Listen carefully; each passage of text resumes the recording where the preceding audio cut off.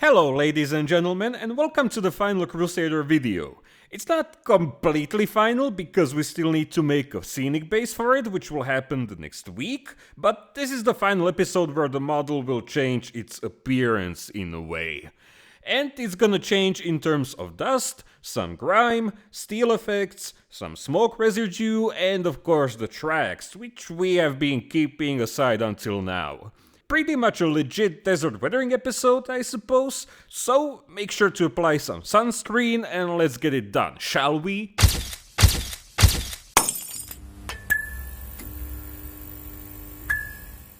My friends, let's keep the model aside for a while and focus on the tracks. I didn't weather them in one go, but I'll show it to you as if it was one fluid, seamless process. So we have them base coated in a very dark grey color, which is a good base for rust effects, and as always I'll put my trust into live color acrylics. Painting and weathering them was one of the easiest things ever. I'd say it was because of their size. They're really small and also the desert setting, so the selection of earth colors is gonna be quite limited. So I started by slapping the lightest rust tone, Light Shadow 2, with a large brush.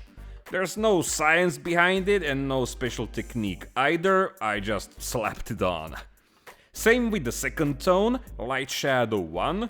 I don't know why they numbered them like this, it sounds kinda weird. I mean, the lightest tone should be number 1 and this one should be number 2, but hey, that's just my opinion and a theory. A modeling theory. The slappening continued with the rust base color, but here I already started using less paint, so I wouldn't cover up the previous 2 layers. But apart from that, the application was the same. And the last layer was Rust Dark Shadow. This one I just sort of dry stippled on the raised parts and edges. The result is okay for what it is, it's not super spectacular or detailed, but it absolutely doesn't have to be because the next layer is gonna be a heavy enamel dust wash. We'll get to the name game later, it's the same color I used on the tank, which is always important in my book, so that the tracks don't look out of place. And again, there are no theoretical astrophysics behind this, I didn't even blend the color, I just applied it as a heavy wash and called it a night, because the result looks pretty much as dusty tracks. The final touch was to add some polished metal effects with a pencil. These are kinda important as we're building a functional, moving tank, and these were mainly applied on the inside where the tracks get polished by wheels, and also on the sides of the guiding teeth and outside edges of the track cleats which come into contact with the ground. In this case, sand, dry dirt and rocks. So that's gonna be it for now. We'll mount the tracks later once the model is weathered. Let's now focus on that, weathering the tank. At first I had a hard time deciding how I should apply dust on this thing. I wanted the weathering to be subtle so it wouldn't hide all my previous work. This is kinda easy to overdo with desert vehicles, I guess. And I also needed to use such colors that would work both with the light stone base and black color. So I decided to start off with some real dirt.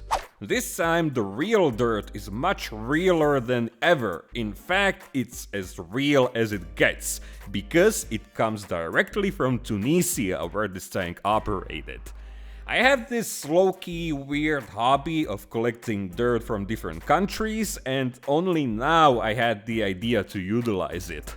Although this looks like regular soil you'd find in your garden, it's actually a very fine dark colored sand, but at the same time it's also dirt.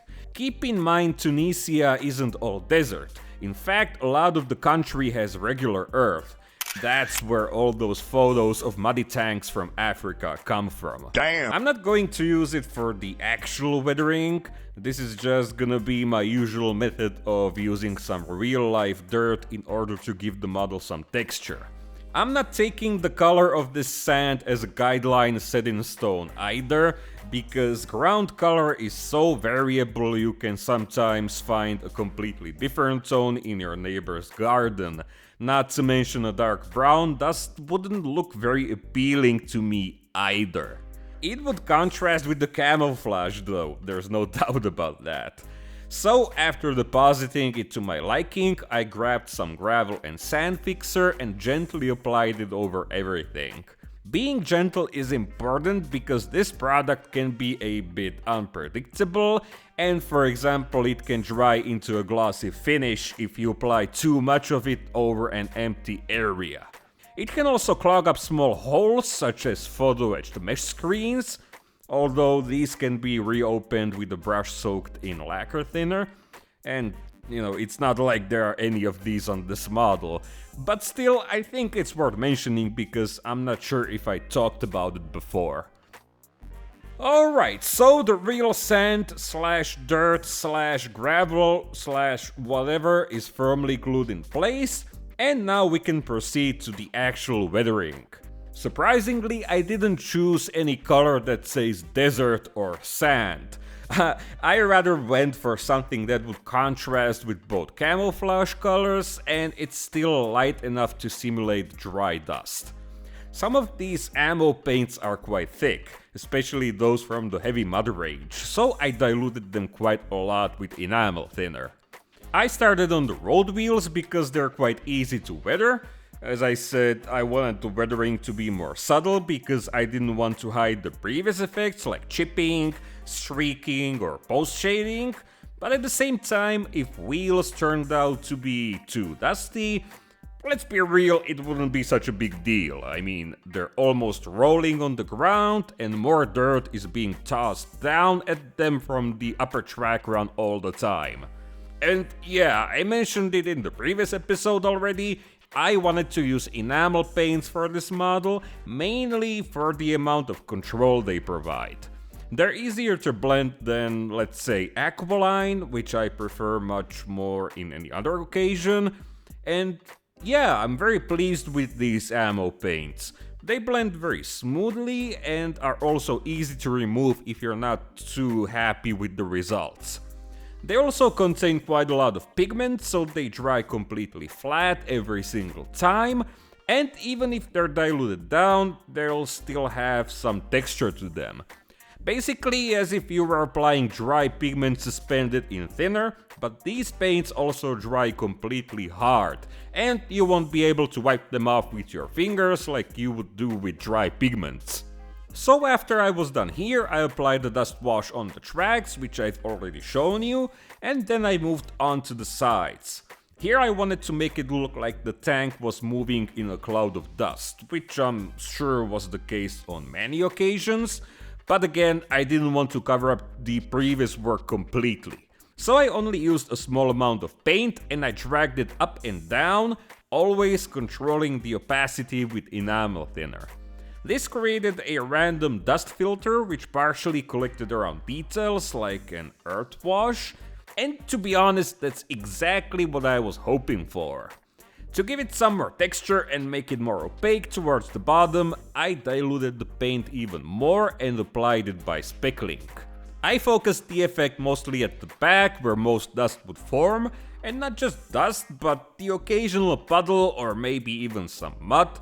I mean, like I said, there was a lot of mud in Tunisia, so yeah, some of these stains can be also interpreted as mud splashes. As I moved towards the top, I kept adding less and less paint, and the turret has basically just a thin, irregular film of dust, just so it doesn't look completely clean. Horizontal surfaces were the easiest to weather, especially thanks to the previously applied piles of dirt, which are a great indicator on where most dust should be.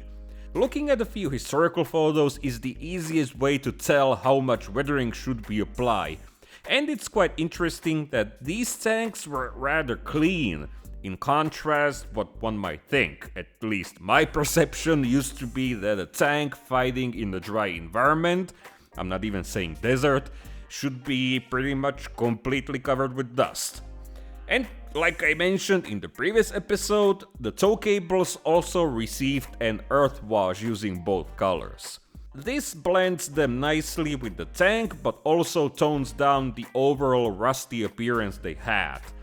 It's one of those things where the final result needs to be built up using different methods. So, with the vast majority of weathering done, I could now permanently fix all the loose stowage in place. In this case, it was just one grenade box on the mudguard and these flimsy cans at the front. Also note how I made sure to add some sag to the wire holding them. This makes them look heavy.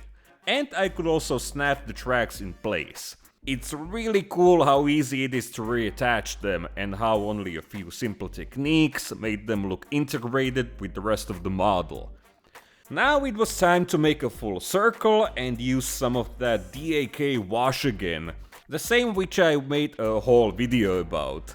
Basically, I'm just rejuvenating some of the previously made effects from that episode, which got toned down with dust. Mainly a pin wash around all deep panel lines, which is a thing I do on pretty much on every model. This is obviously to make them look like deep gaps, casting some strong shadows, and of course it's important to wipe the excess wash away.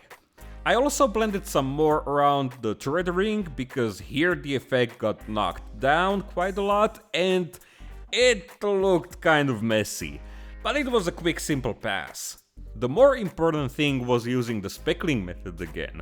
In this case, just like before, with a very diluted wash to add lots of random dirt stains.